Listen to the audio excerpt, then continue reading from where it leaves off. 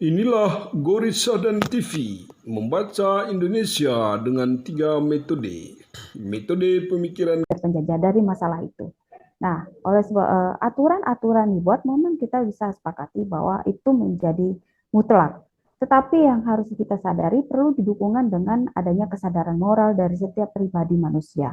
Mulai dari mana kita memberikan kesadaran moral? Mulai dalam diri kita yang diajari dengan masalah lingkungan kita, keluarga kita, kemudian lingkungan kita, untuk mengingatkan bahwa nilai-nilai moral itu terus kita gulirkan tanpa harus mengingat ada sesuatu aturan yang saklek, seperti misalkan ini ada undang-undang kan nanti kamu dimasukin penjara. Kita dengan sekelumit masalah begitu nggak selesai-selesai. Bagaimana tatanan kebangsaan untuk berekspresi secara bebas, dalam arti ada batas-batas moral yang harus kita sadari untuk membatasi gerakan itu. Bukan masalah hanya sekedar dengan aturan undang-undang yang ujung-ujung masalah hukum. Nanti pembahasan kita nanti kembali lagi, ya kita tahu hukum kan tajam ke bawah, tumpul ke atas, dan itu masalah yang nggak selesai-selesai. Oleh sebab itu ya Bang Boris, karena kesempatan ini kita bicara soal narasi kemerdekaan, ya kita masih mempertanyakan kebebasan kita sampai di mana yang boleh kita sadari. Tapi kalau kita kembali kepada ranah hukum, tentu kita nggak akan selesai. Tapi kembali lagi bahwa nilai-nilai moral yang paling penting hari ini untuk memadahi kepentingan kebebasan moral. Kalau kita sadar bahwa ini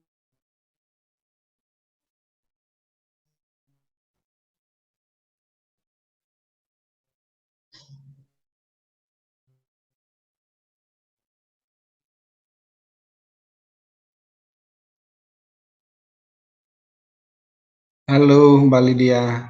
halo, hilang ya? Lanjutkan ya. Sampai di mana tadi ya? Hilang tadi.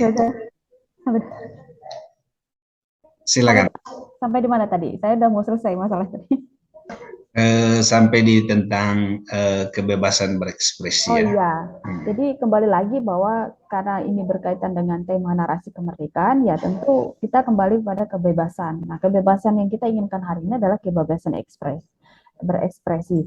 Karena mengingat teknologi tadi ya cukup pesat, sehingga kita kadang tersandung oleh masalah-masalah yang tabu menurut kita, dan itu tidak terkontrol. Kalau kita serahkan kepada semua masalah hukum yang tadi kita lihat bahwa berekspresi, karena misalkan dari segi perempuan yang hari ini merasa belum merdeka karena kekerasan perempuan itu selalu berhimpitan dengan lingkungan perempuan gitu. Jadi mau perempuan melindungi diri dengan caranya dia salah, mau melakukan seperti apa mohon dilindungi malah ada kekerasan, dan itu menjadi tantangan bagi kita. Kemerdekaan itu seharusnya memberikan kebebasan ekspresi kepada perempuan untuk bisa menjadi diri tapi tidak merusak orang lain atau merusak tatanan negara gitu.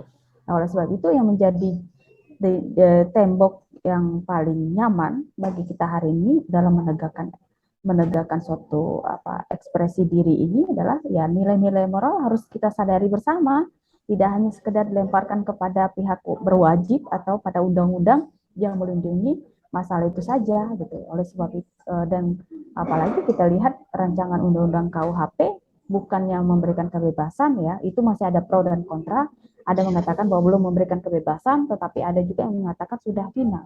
Oleh sebab, nah inilah yang kemudian perlu disadari bersama dalam mengingatkan kembali kemerdekaan yang sesungguhnya. Kemerdekaan berekspresi dalam rangka mencapai menghadapi kemajuan teknologi yang tidak bisa kita rem. Gitu. Tapi satu-satunya yang bisa kita jadikan kendaraan atau menjadikan sebagai pembatas diri adalah penegakan kembali nilai-nilai moral yang tidak tabu, tidak hanya sekedar urusan masalah agama atau budaya, tetapi kesadaran lingkungan yang harus benar-benar kita identifikasi baik-baik untuk bisa menjadi kekuatan bagi kita berekspresi, khususnya bagi anak muda sekarang. Begitu, Bang. Oke, terima kasih banyak Mbak Lydia ya. Ini menarik sekali ya. Memang riset dari BPS ya, bahwa saat ini itu Indonesia sedang bermasalah terkait dengan kebebasan berekspresi ya. Ada dua tantangan kebebasan berekspresi kita yang masih rendah ya. Yang pertama itu adalah menonjolnya kekerasan yang dilakukan oleh aparat Dan yang kedua juga kesadaran masyarakat yang masih rendah terkait juga dengan kebebasan berekspresi, atau dengan kata lain masyarakat juga ternyata menjadi pelaku utama di dalam penggunaan kekerasan ya. Nah, ini saya catat ada 3 hal yang penting yang disampaikan oleh Mbak Lydia. Yang pertama adalah kebebasan berekspresi, kemudian yang kedua itu adalah penggunaan kekerasan, yang ketiga adalah penegakan hukum, dan yang kelima itu adalah etika dan moral ya. Ini saya rasa hal-hal yang menurut saya masih menjadi narasi-narasi yang sangat dominan atau diwacanakan di kaum muda saat ini ya. Mungkin kita memberikan kesempatan kepada Bung Daus dulu. Bung Daus, silakan. Halo. Oke, karena Bung Daus mungkin Halo, selamat selamat pagi, pagi Pak Bung. Boris. Ini Maaf ini telat. jadi ada Meetingnya. 4 hal ya yang disampaikan oleh Mbak Lydia ya. Yang pertama, sampai dengan hari ini kita masih menghadapi persoalan terkait dengan kebebasan berekspresi ya.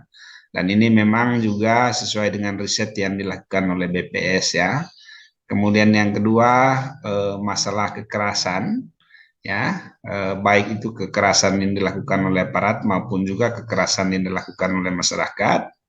Yang ketiga itu adalah masalah penegakan hukum, dan yang keempat terkait dengan etika dan moral ya. Nah, bagaimana ini Mas Daus sebagai salah seorang muda tentu saja melihat ya ada faktor-faktor lain juga selain yang sudah disebutkan oleh Mbak Lydia. Silakan Bung Daus. Baik, terima kasih. Selamat pagi Bapak Boris, Mas Selamat Ferdi pagi. ya, dan Bu Lydia tadi yang sepertinya sudah keluar. Assalamualaikum warahmatullahi wabarakatuh. Shalom, salam sejahtera untuk kita semua. Om Swastiastu, Namo Buddhaya, salam kebajikan, berkah dalam. Dalam. Tadi yang telah dijelaskan oleh Bu Lydia terkait dengan bagaimana adanya permasalahan kaum muda saat ini memang cukup urgent sekali ya kita bahas itu. Tetapi secara umum sebelum saya masuk ke situ, saya akan membawa diskusi ini ke arah konseptual dulu Pak Boris ya. Bahwasanya kalau kita ketahui, kalau kita berbicara terkait dengan kebangsaan, apalagi kita menjelang hari raya kemerdekaan kita ya, yang ke-77, sebelumnya saya mengucapkan Dirgahayu Republik Indonesia ke-77. Semoga semakin maju, semakin jaya Republik Indonesia. Yang kalau kita berbicara terkait dengan adanya kebangsaan dan peran kaum muda itu seperti apa, itu tidak terlepas dari ideologi yang berkaitan dengan nasionalisme. Ya. Nasionalisme. Nah, kalau kita berbicara terkait dengan nasionalisme, itu saya rasa sudah makanan sehari-hari. Apa itu nasionalisme yang berangkat dari konsep kebangsaan dan lain sebagainya, yang itu di dalam beberapa konsep dan teori itu sejatinya nasionalisme itu ada 4 macam ya. Yang pertama adalah nasionalisme dalam bentuk liberal, yang kedua nasionalisme dalam bentuk konservatif, yang ketiga nasionalisme ekspansitoris, dan yang keempat adalah nasionalisme antikolonial dan postkolonial. Nah, untuk itu